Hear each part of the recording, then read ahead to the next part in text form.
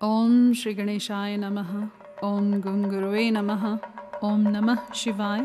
शिवजी सदा सहाय। वायवीय संहिता पूर्व खंड अध्याय 1। प्रयाग में ऋषियों द्वारा सम्मानित सूत जी के द्वारा कथा का आरंभ। विद्या स्थानों एवं पुराणों का परिचय तथा वायु संहिता का प्रारंभ। व्यास उवाच।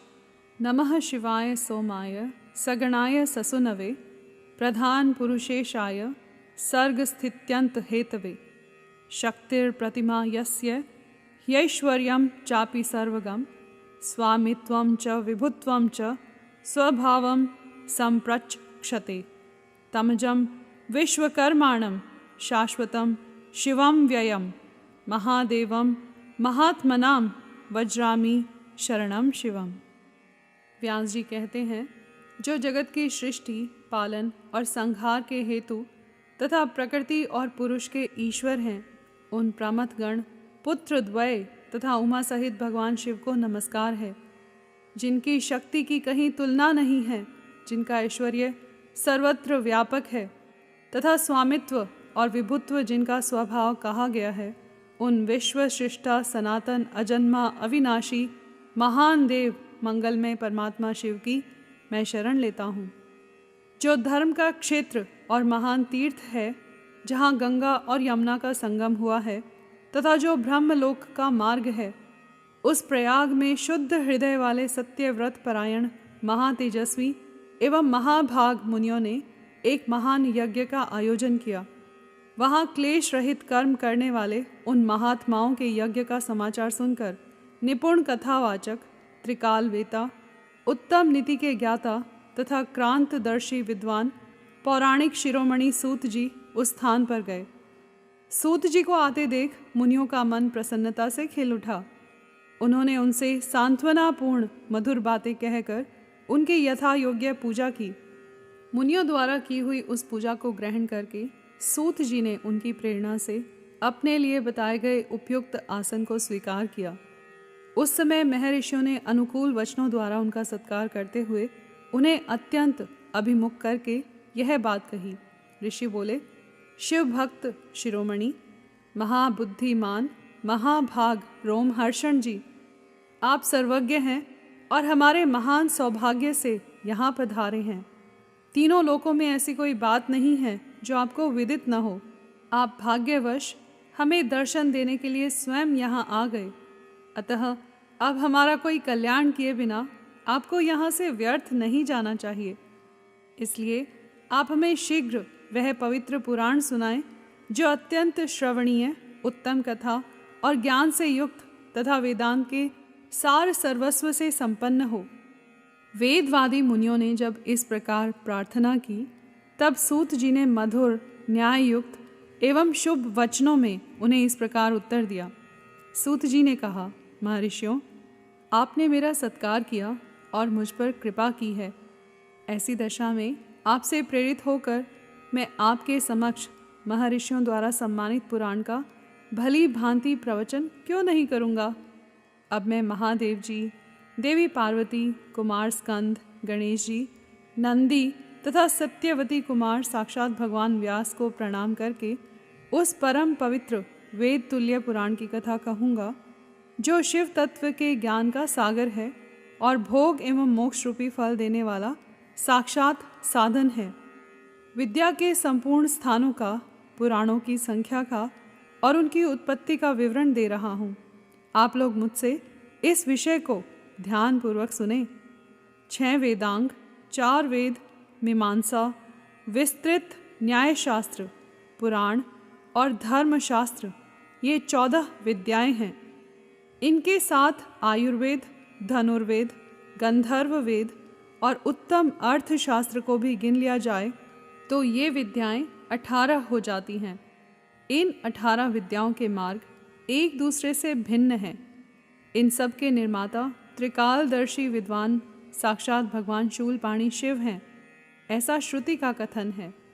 संपूर्ण जगत के स्वामी उन भगवान शिव को जब समस्त संसार की सृष्टि करने की इच्छा हुई, तब उन्होंने सबसे पहले अपने सनातन पुत्र साक्षात ब्रह्मा जी को उत्पन्न किया और अपने उन प्रथम पुत्र विश्व योनि ब्रह्मा को परमेश्वर शिव ने जगत की सृष्टि का ज्ञान प्राप्त करने के लिए सबसे पहले ये सब विद्याएं दी। उसके बाद उन्होंने पालन करने के लिए भगवान श्री हरि को नियुक्त किया और उन्हें जगत की रक्षा के लिए शक्ति प्रदान की। वे भगवान विष्णु ब्रह्मा जी के भी पालक हैं। ब्रह्मा जी विद्या प्राप्त करके जब प्रजा की सृष्टि के विस्तार कार्य में लगे, तब उन्होंने संपूर्ण शास्त्रों में पहले पुराण को ही स्मरण किया और उन्हीं को वे प्रकाश में लाए। पुराणों के प्रकट होने के अनंतर उनके 4 मुखों से चारों वेदों का प्रादुर्भाव हुआ। फिर उन्हीं के मुख से संपूर्ण शास्त्रों की प्रवृत्ति हुई।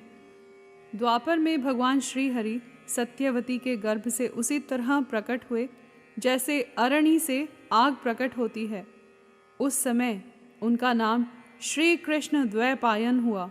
मुनिवर, श्री कृष्ण द्वैपायन ने वेदों को संक्षिप्त करके उन्हें 4 भागों में विभक्त किया।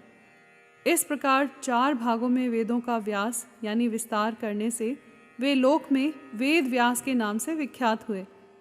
इसी तरह उन्होंने पुराणों को संक्षिप्त करके 4 लाख श्लोकों में सीमित किया।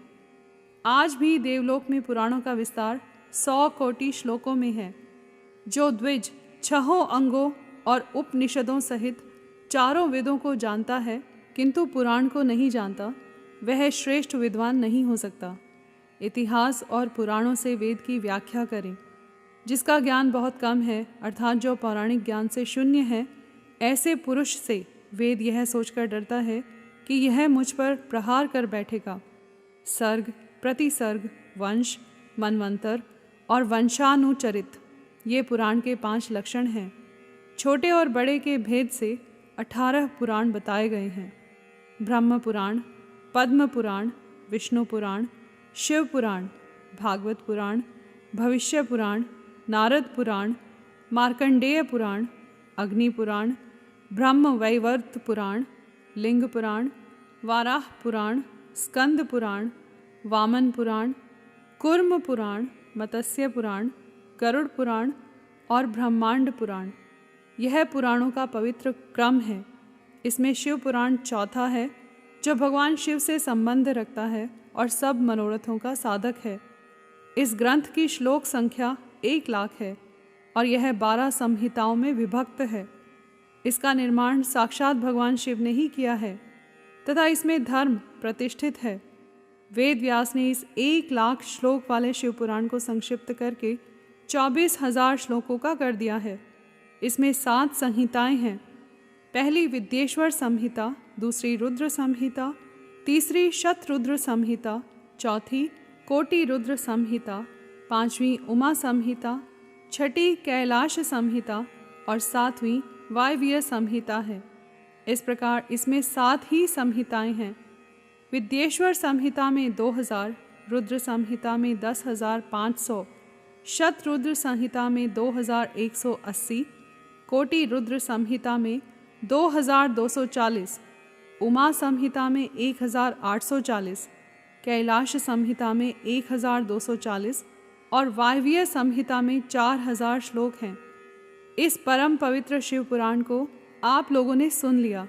केवल 4000 श्लोकों की वायव्य संहिता रह गई है, जो 2 भागों से युक्त है। उसका वर्णन मैं करूँगा। जो वेदों का विद्वान न हो, उससे इस उत्तम शास्त्र का वर्णन नहीं करना चाहिए। जो पुराणों को न जानता हो और जिसकी पुराण पर श्रद्धा न हो, उससे भी इसकी कथा नहीं कहनी चाहिए। जो भगवान शिव का भक्त हो, शिवोक्त धर्म का पालन करता हो और दोष दृष्टि से रहित हो, उस जांचे बूझे हुए धर्मात्मा शिष्य को ही इसका उपदेश देना चाहिए। जिनकी कृपा से मुझको पुराण संहिता का ज्ञान है, उन अमित तेजस्वी भगवान व्यास को नमस्कार है। यहाँ पर अध्याय 1 समाप्त हुआ। कर्पूर गौरम करुणावतारम संसार सारम भुजगेंद्रहारम सदा वसंतम हृदयारविंदे भवम भवानी सहितं नमामि।